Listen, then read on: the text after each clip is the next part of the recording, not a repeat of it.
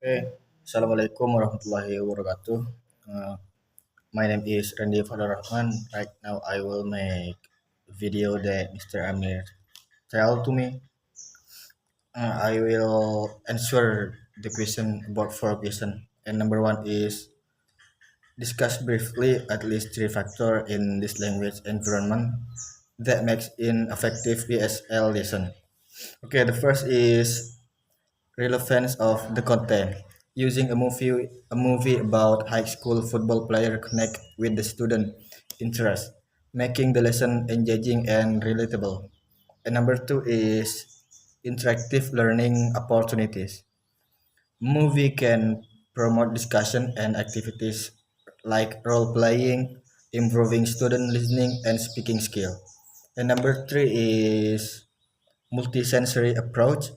Movies combine visual and audio, which help beginner understand content and improve their vocabulary through real life scenarios. And number two, uh, after the movie, should the teacher have the student discuss the movie? Explain. I mean is yes, the teacher should have student discuss the movie. This activity encourage active participation, improve speaking skill, and allow student to practice vocabulary and sentence structure learned during the movie. It also helps them express opinion and improve their critical thinking. And next is if a linguistic has written a grammar or contain language, would her or she necessarily be a fluent speaker of the language? Explain your answer. I mean, it's no. Language doesn't necessarily need to be fluent in the language.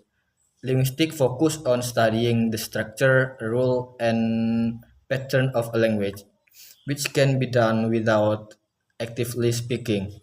Fluency requires practical usage, which may not be part of linguistic work. And number number three, in which of the following L2 performance situation will you expect an L2 learner to make use of his or her L1 structure? Give your argument. An adult who has been in the L2 host country for 3 years, reading aloud, unlikely to rely on L1 structure, as they are reading directly from a text in L2. This before is number one, and number two is a child who has been in the L2 has country for 3 years, reading aloud. Unlikely as children adapt more quickly to L2 environment and reading about minimizes the use of L1.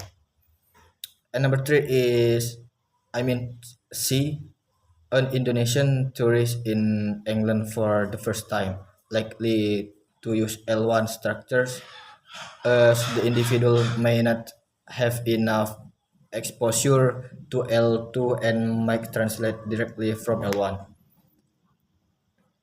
A day, an adult who has lived in the host country for a year, conversing with a content at a party, likely to use L1 structures, as casual conversation might prompt them to translate directly when struggling to find word in L2. And a child playing with L2 speaking friends, unlikely as children tend to mimic and adopt the language used by their peers. And F, a university student taking an L2 test, unlikely as academic environment focus on learning and applying proper L2 structures. And number four, the last is memorizing the dialogue is a common activity in second language courses.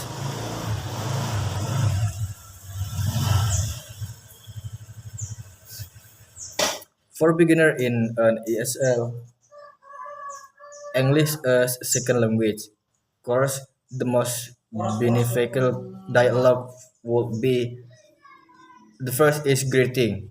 Justification greeting are the foundation of social interaction.